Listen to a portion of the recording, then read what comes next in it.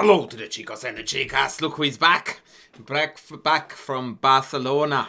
Yeah, I did my Chessable recordings there. I had an absolutely jolly good time. But now it is time to get back to YouTubing. And today I'm going to present to you a game with which I would like to model a concept that I feel that is often lacking in the club players' arsenal. Weaponry, and that is the correct and timely usage of Harry, the H-pawn. So whilst we are sending a shout out to Grandmaster Simon Williams, we are going to kick off proceedings with a Fianchetto King's Indian. I played the Knight D7 variation. I occasionally like to throw that one in, and here my opponent did something not that great really, and at 2400 rapid level it's quite surprising. I mean, taking this out a mistake, but it's definitely suboptimal, and the bishop g5 follow-up was particularly weird. And so here not only did white give away all advantage, but in fact, in my opinion, black is already ahead here. It's definitely an easier position to play. c6 is gonna cancel out the knight, and then yeah, all plays blacks, especially on the dark squares. Opponent played knight d5, which I labeled as another mistake because now c6 is going to come with a tempo. Knight back to c3, queen e7 is coming soon.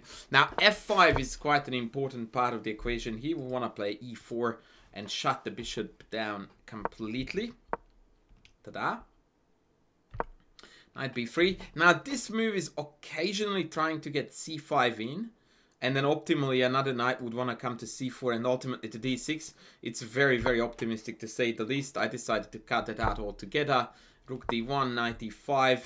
Now c5 can come, it's completely harmless.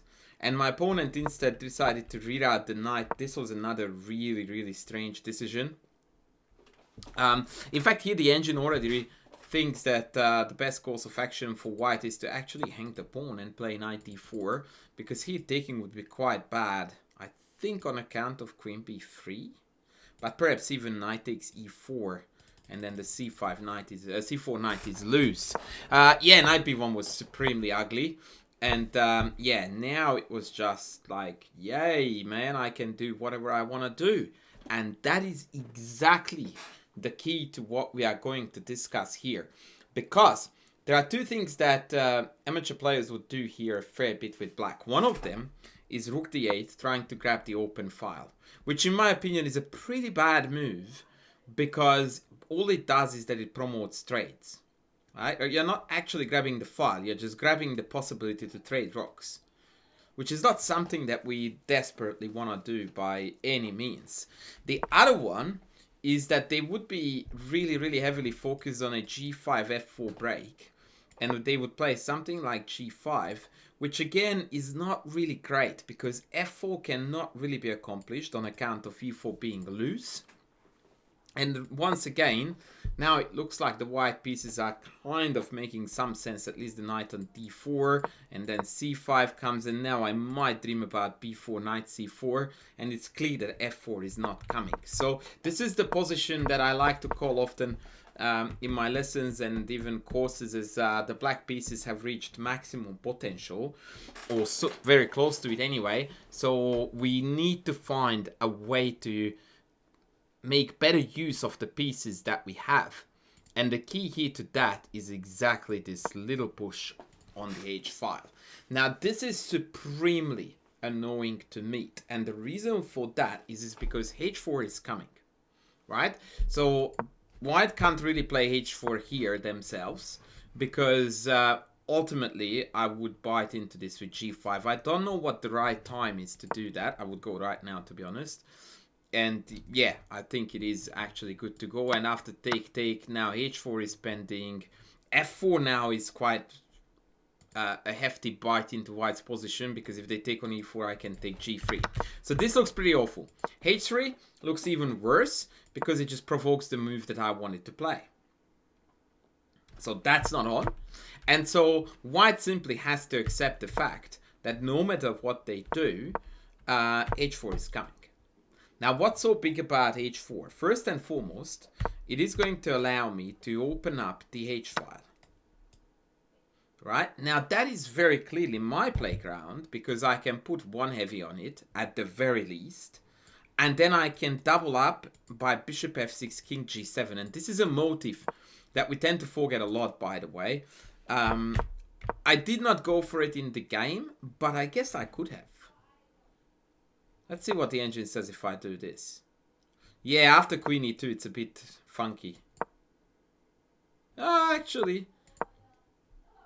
Yeah, no, this is still completely winning for black according to the engine. Bishop takes e4 is the engine's favorite move here, which says a lot about how bad things got for white. So even that I could have done. But the other point is that when there's a pawn on h2, first of all, they can play h3 here, right? Second of all, they can especially do that when I set up the knight g4 threat. But because if I did this h4 pawn trade, yeah, with h5, and then trade... and then I set up the threat. Now it is really, really annoying. In fact, queen h2 is coming. You cannot stop that at all. Knight c3, queen check, king f1, and bishop f5, e5, excuse me. I learned it from the engine later that this was a very good move, but not for the reason that I thought. So my idea here was to float the idea of take and then take. But the engine reckons that it's actually better to take this. And quite incredibly, after takes, it's a bit of a case of paralysis where I played out a few engine lines. And it's quite incredible how little the engine wants to rush proceedings. And the more I looked at it, the more I realized how truthful or how truth it was that I just didn't need to run at all. And how masterful it was the way how the engine wanted to run things. Because... the fact of the matter is that we can never go to queen f2, right? So we can't offer queen trades. That's off the cards. And I can never play either knight to e2 because of the mate threat on f2. And so what that means is that white has no play whatsoever on the king side. And so I can do whatever I please. So let's say queen c1, queen f2 mate. Great analysis, coach. Well done. So I can do that. I can't defend e3, but I can play something like rook e2 to demonstrate this. And even here, I'm not in a hurry to take. I can just go rook d8. And if they drop back now, to give more support, you just c5. When the knight comes here, you just go in.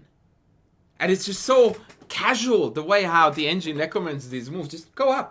Just go up. Just keep going up. Just a bit more up. And all of this stems from this Harry creating and paving the way for my queen to get into the king side. It's +6 already, or -6 rather, from black's perspective. Incredible stuff. So yeah, I did not quite see this, unfortunately. But since knight e2 covered both sacrifices, it was out of the question anyway. I played c5. I wanted to mess with this knight a bit. And then I played g5. Now, this was another dual-purpose move. It may look like it's prepping f4, but the idea, in fact, was to bring the bishop in from here. Which, at this point, I didn't even realize that bishop was going to be the key player in the mate that we accomplished in the end, or the mate pattern. Rook d5, takes, knight e5. And at this point, I concluded that the game was over, because bishop f3 was a game-winning threat.